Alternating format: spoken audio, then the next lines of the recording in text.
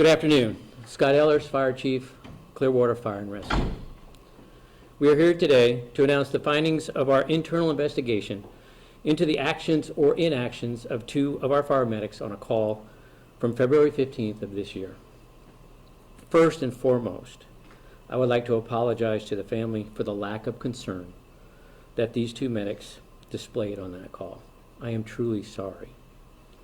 The performance of these two fire medics does not reflect the values and commitment the men and women of Clearwater Fire and Rescue exemplify on a daily basis. This morning, fire medic Sebastian Pickens and fire medic Jacob Ribeiro were terminated from Clearwater Fire and Rescue. They failed their oath of office, and they failed this patient, his family, and the citizens of Clearwater. On February 15th at 9:55 in the morning, Medic 47, staffed with fire medic Pickens and Ribeiro, along with the Sunstar unit, were dispatched to an unconscious victim at the patient's residence. While responding, as dispatchers obtained more information, they upgraded the call to a cardiac arrest because CPR was being administered. By protocol, this brings additional resources, including an EMS supervisor and an additional advanced life support unit. Medic 47 arrived on scene at 10:00 hours and 35 seconds. At 10:01 and 49 seconds, they reported at patient, and at 10:01 and 58 seconds, they reported signal 7, which is a confirmed death.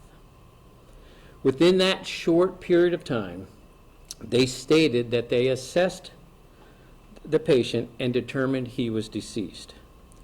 They canceled all responding units and notified law enforcement. A short time later, an agonal respiration was witnessed, and instead of performing another assessment, a sheet was placed over the patient.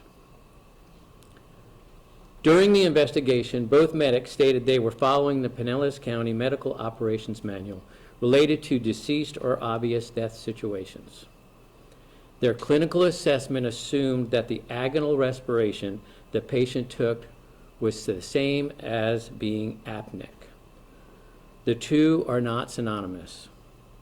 The fact that the patient had an agonal respiration should have indicated to the two medics they should have reassessed their initial findings. This is where they failed and showed no concern for family pleas or a second consideration for the patient. This step is clearly outlined in the protocols, as well as all basic life support and advanced life support training. During the investigation, it was noted that this was not a training issue. Both medics had years of service as a medic and were up to date on all medical protocols and training. It was not an equipment issue. They had all the advanced life support equipment at their fingertips, with more coming. They chose not to use it and canceled the others. The protocols and policies were not followed. This was a lack of performance by these individuals that conflicts with our mission to proudly serve our community and the expectations of our citizens. We are, and we will continue to do better. At this time, I'll take any questions. Did these medics give any justification for why they broke procedure here? They did not provide anything on why they did that. Why did it take 3 months to come to this conclusion? So we have a process in place. It's also by contract that we have to make sure we follow, and a lot of that is within that time frame. And what's being done now to make sure everyone's following the policies and protocols within the department? So just like as before, as I said, the policies, there was no policies or procedures that were out of date on any of this stuff. They were all up to date. Matter of fact, the most recent one, probably a month before the incident, actually talked about incidents similar to this. But with everything that we do, we continually reevaluate our the calls that we respond to and the paramedics' performance. As far as the family, I know you said your deepest condolences to them and how this was handled. Do you have any further messages? Do you plan to meet with them? I know the daughter said she's going through some flashbacks to what happened.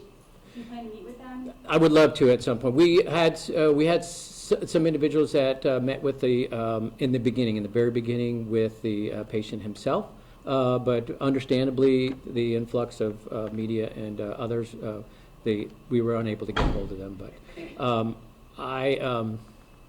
again, my deepest sorry.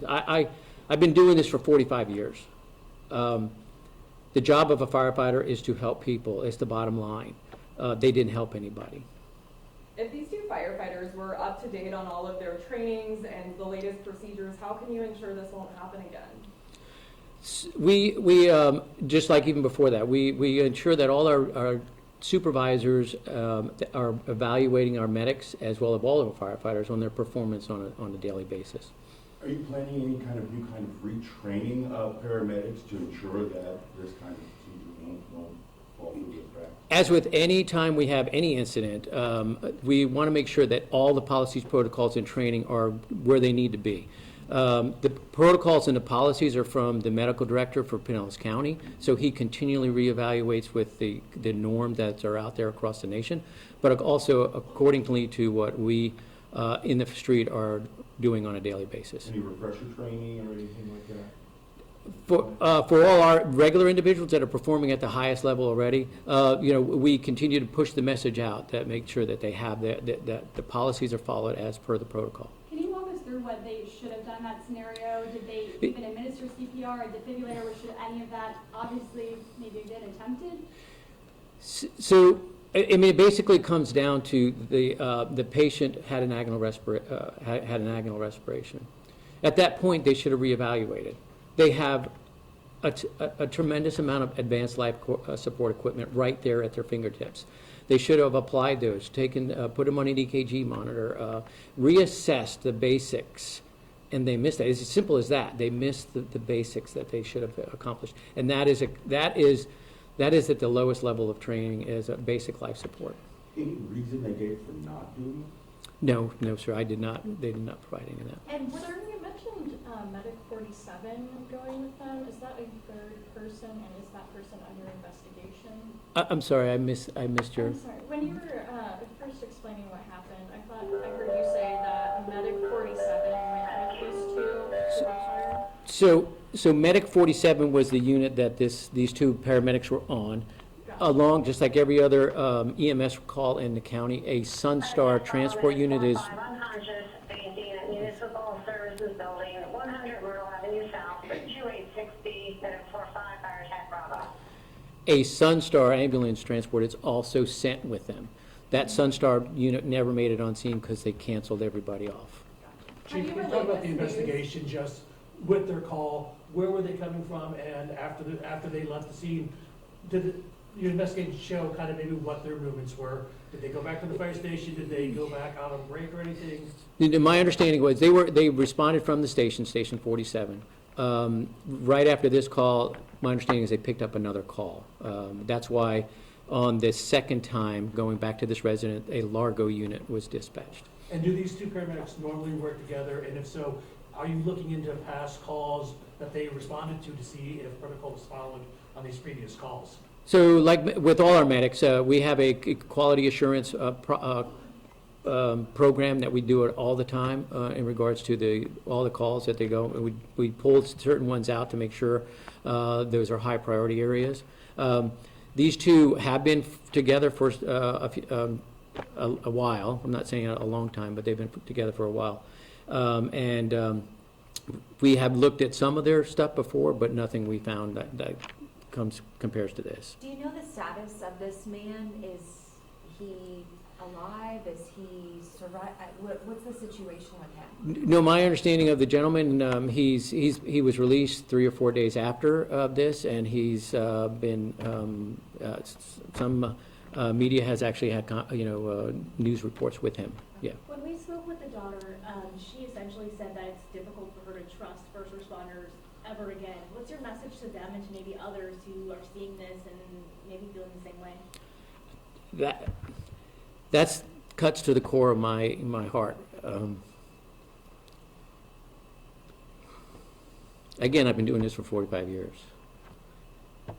our whole purpose for this, for the people that are out there. That is why we are what we are. That is why we're paramedics, that is why we're firefighters.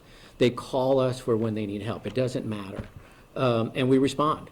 We respond in the most expedient manner with compassion, and it tears me apart to see individuals in this profession that do not have the compassion for the individuals. We can teach a lot of things. We could put a lot of people through a lot of training and provide them a tremendous amount of resources. The one thing we cannot do is we cannot teach compassion. Have you told the patients' families that these medics were fired, and what was their response? No, we have not yet. I would imagine that within any industry, there are always, as we say, bad eggs in a good basket. I would assume this is not reflective of the fire department of Clearwater. That's correct, sir. Like I said in the beginning, this is truly not reflective of the men and women of Clearwater Fire Rescue, of the outstanding performance that they do on a daily basis. And thus the reason why they were terminated from our employment. Are they working anywhere else before here? I do not have that information. As far as their licenses in general, could they possibly go to another department at this point? So the paramedic certification is not a license, it's a certification with the state. Same as with me, the only ability for me to operate as a paramedic is if I'm working under a medical director, and that's with the Pinellas County, no matter where you are in the state. The state is the one that can revoke their certification, and that's a process that will continue on post this with the medical director to make his recommendations to the state. They have their own separate investigation, is that correct right now? The investigation by the medical director will take what we have, and he'll look into it from his perspective. So the medical director for the county can make that recommendation to the state to revoke their certification, That is- and then they will make the decision. That is correct, sir.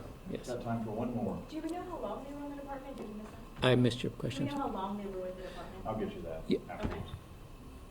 Okay. Thank you, guys. Thank you.